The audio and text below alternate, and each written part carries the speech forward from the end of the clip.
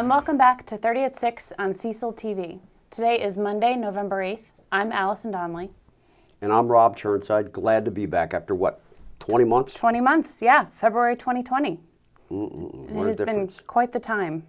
Yeah. Well, Cecil TV, you know, wasn't underground. We still were covering things in the community, like Bobby D, the drummer from Elkton. Yes, yeah. Last week. Yeah, and we've been doing other stuff too. So Cecil TV is now part of Cecil Public Media, which makes us like other public news organizations in that we're supported by the community and donors. So stay tuned for exciting changes to the way we cover news, our website, and in general our role in the community in terms of civic engagement and public participation. Does that mean we're going to have another float at the Northeast Christmas Parade? Oh, I hope so. One can only hope. We haven't talked about it yet, but we should discuss. Fond memories. Yeah, 20 months has made a big difference. Yeah. On a personal level, I didn't really accomplish all that much. I started to alphabetize my sock drawer. Got from Argyle all the way up to gym socks. Oh. Then I gave up. Well, what about the wool socks? I'm sure you have Tube plenty socks. of those. Tube socks? YouTube. Right. Whatever. So some fun local news that came out this week is that the Rockefeller Christmas tree came from Cecil County, from Elkton. It's the first time the tree has ever come from Maryland, actually. A 70-foot tall Norway spruce. Right. From somewhere in Elkton. Yes, and I know you're on the case. I'm going to do a little investigative reporting. I'll get back with you next week on just where it came from. Excellent. Hopefully. So tonight on the show, we have Perryville Town Administrator George Patchell and country musician Hank Rector. Awesome. Great way to get started. Yeah. So we'll be back.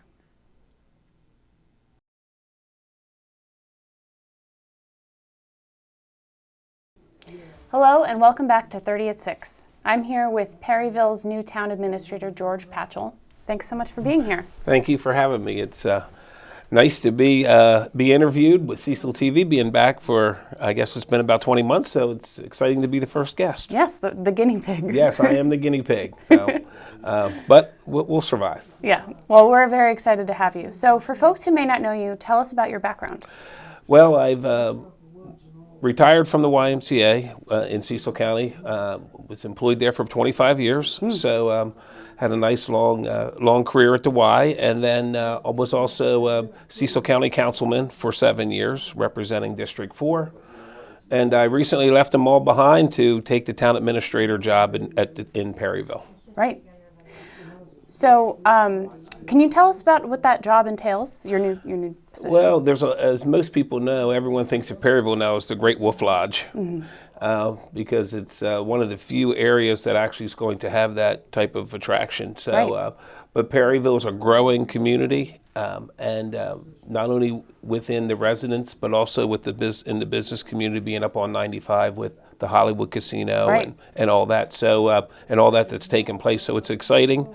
So my job is to help facilitate with staff, and then of course grow the community, both residentially, commercially, and then of course any parks and rec type of activity. That is a big job. And so the recent groundbreaking of Great Wolf Lodge is an exciting development, and then Perryville also has a new mayor in Matt Roth. That's right. So are you concerned at all about the issues Perryville faces in terms of growth and sort of controlling that? Yeah, I mean, we always say just because there's growth doesn't mean it's good growth. Right. So we want to make sure that what's taking place doesn't affect the quality of life for people and residents that live in the community. So it's got to be good. It's got to be good growth and quality growth. And so that's one thing that we're looking forward to, is attracting good quality businesses and something can actually help the quality of life of the residents in Perryville. Yeah. So many people, I think, were taken by surprise when you announced your resignation. What made you decide to resign? Well, I was born and raised in Perryville, and so nothing would make me more happy than to move back to my community and make it a better place to live for future generations. And I really look at Perryville right now as a blank canvas. There's a lot of potential for that community to do some exciting things in the future, and a place where your children would want to stay and grow up and not move away. So that really kind of drew me in, was the fact that Perryville has so much potential, and of course, being from Perryville, I wanted to be part of that excitement. Yeah. It seems that there is some increasing tension between the council and the Hornberger administration. Was that a frustration to you? I was not at a point of frustration with the administration. I had a good working relationship with the administration, but I believe that we need to work together. And now we're always not going to agree, but there's a civil way to handle things. And as long as we're being civil and we try to, solve problems, then as long as we're working together, then that really was my focus. Yeah. I didn't focus on any of the negativity that may have came out of the election or during the first 8 or 10 months of her administration, because at the end of the day, we were trying to do what's right for the citizens. And sometimes you have to put politics aside in order to come to a common ground and really do what you think is best for everyone. Mm-hmm. So while your new job is no easy one, is it a relief for you to be avoiding the campaign life? Yeah, I shy away from the spotlight anyway, so not having to be involved in campaigning or supporting candidates out in the open, it doesn't hurt my feelings that I don't have to do those things any longer, quite honestly. So I like to be behind the scenes anyway. So to lose that type of situation in terms of campaigning or supporting other candidates, I'm happy to say I don't have to do that any longer. Right. Well, thank you so much for being here. I hope to talk to you again soon, and it's great to have you on the show. Well, I appreciate it, Allison, and I wish you all the luck in Cecil TV. And I say check out Cecil TV's website and look at the exciting things that's taking place, not only with Cecil TV, but our community. So thank you, Allison. Thank you. Perryville Town Administrator George Patchell. Thank you so much.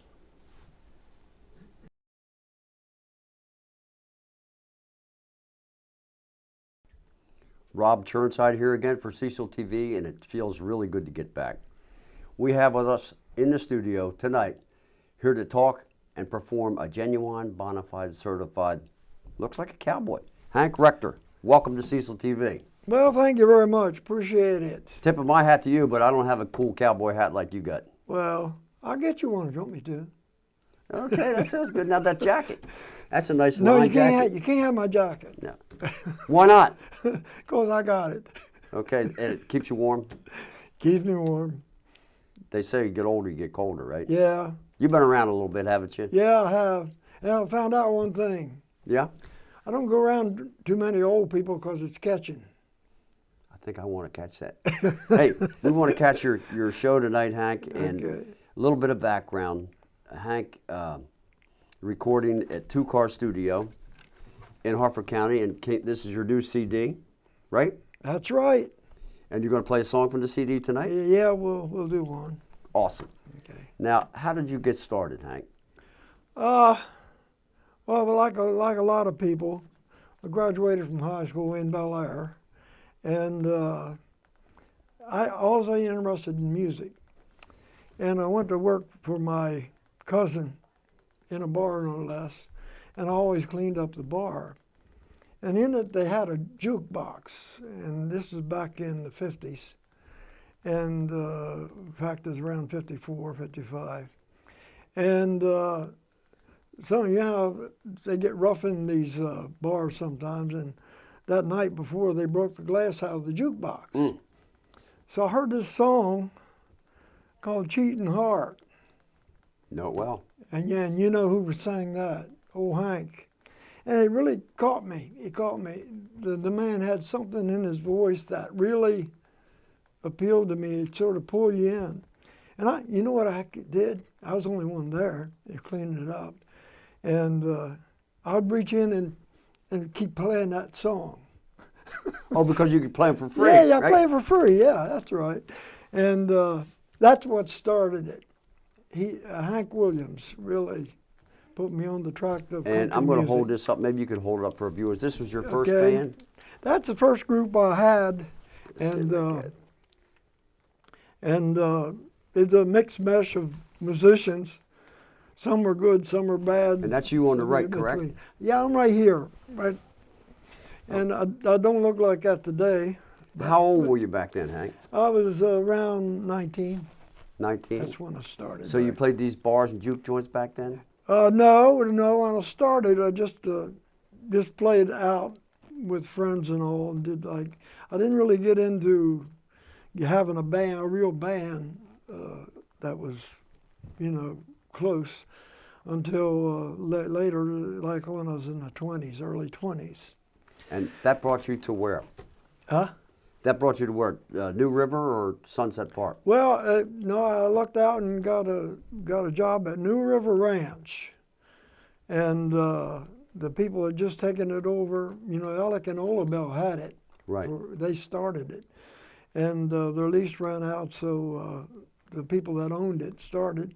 They hired me as stage manager, and I did a little bit of everything there. I was the MC for all the stars that came in. That happened for about 3 years until they finally gave it up. 58, 59, 60. 58, 59, 60, Right. yeah. Boy, those were different times back then. Yeah, they were very different. They're very different. And you moved from there to, show our viewers this picture here. This Yeah, is okay. New River Ranch, right? This is a picture at New River Ranch Yeah. Oh, okay. back in 58. And that was the group I had at that time called the Ramblin' Rangers. And that handsome devil in the middle was you, right? He wasn't a devil. No, a handsome angel in the middle. That's what I meant, Hank. I know what you meant. No, just kidding. No, he was, that was me. For whatever it's worth. You still got the hair. Doing better than me. Yeah. So you moved from the New River Ranch to Sunset Park, correct? Well, no, in between, when I got booked at Sunset Park, I went there and played. And I met most of the stars. Our band fronted for a lot of the stars that came in that didn't have, a band. Such as? Tex Ritter, Mac Wiseman, and there was a number of them that came in that didn't have groups with them. And here, Hank, is a little bill. Yeah, I'll hold it up. okay, you got it. From Sunset Park. Where? That was in Cecil County, right? Or was it Pennsylvania? That's in Pennsylvania, yeah. Right up over the Jennersville, border. Jennersville, right. Yeah. And they booked us there quite frequently during the years, and we really enjoyed it. They had good management there. And the sad thing is we don't have parks like that anymore. No, we don't. And where you could talk to the entertainers, you could, like Ray Price, I could go up to his bus and talk to him, talk to Lester Flatt and Earl Scruggs, and well, even met Johnny Cash at New River Ranch, and also George Jones. But George Jones, he was a little feisty, wasn't he? Yeah, they brought him in off the bus, and I don't like to talk about George. George was a good guy. He's about my size, and we shook hands and all. And he says, "Hey, have you got a bottle?" And anyway, That sounds like George Jones. that was old George back in those days. But I have to say, all the entertainers that came from Nashville were very down to earth. I think one of the most down-to-earth musicians I ever met, singers, was Roy Acuff. He was just like me and you talking. Right. I mean, there was nothing up about him, and he'd talk long as you want to talk. But I don't think it's quite that way anymore. Well, you can't even get to the entertainers now. No, they talk on social media. Yeah, right. They talk, tweet. Yeah, right. Or whatever. Anyway, so fast forward to today. You have a new CD out, Right. recorded at 2 Car Studios That's right. in Fallston, Maryland. 2 Car meaning it's from a 2 Car garage, right? That's right. But it's a good studio, I know. And Yeah, we're working on another video. This is a gospel video. My wife and I decided that well, we believe in the good Lord, and whatever happens, He lets it happen to us. good, bad, or indifferent. But he's watching. He's what? He's watching. He's watching. Oh, that's a song I wrote. Really? Someone watching over you. It's not on there now. Right. It's another one to come on. But So, you've written a lot. You've done a lot. Yeah. And if folks want to watch some of this stuff, they can see it on, you have a YouTube? Facebook and YouTube. How would people do? Hank Rector Hank on Rector. Facebook? Just look up Hank Rector, and on our platforms, we have 3 platforms on YouTube. And we have Facebook, like it usually is. Anybody wants to look it up. And we've got quite a few. We have the whole CD on Facebook and YouTube. Nice. And we have. So you say CD, but this is really a DVD, it's like a video? No, that's not a video. Oh, it's a CD. Just a CD. Okay. Just the music. Cool. But we can't afford that yet. Right. Well, our viewers in Cecil County and the world and Harford County will see you tonight perform. What song do you think you're going to play for us? We're going to do the last one on that video, and it's gone over quite well. We've had it out about 2 years now. And I got to thinking about the way things are in the country today. Like you said, it's not like it was back in '58. No. And it's called, Is Jesus Still Living in America Today? And it tells the whole story of what's happening in America today. And at the end, you'll see that I hope Jesus is still living in America today, because he's the only one, God is the only one that can pull us out of what we're doing. We need help. And we need help. Hey, I'm looking forward to hearing your music. Same Thank you, here. Hank. Okay.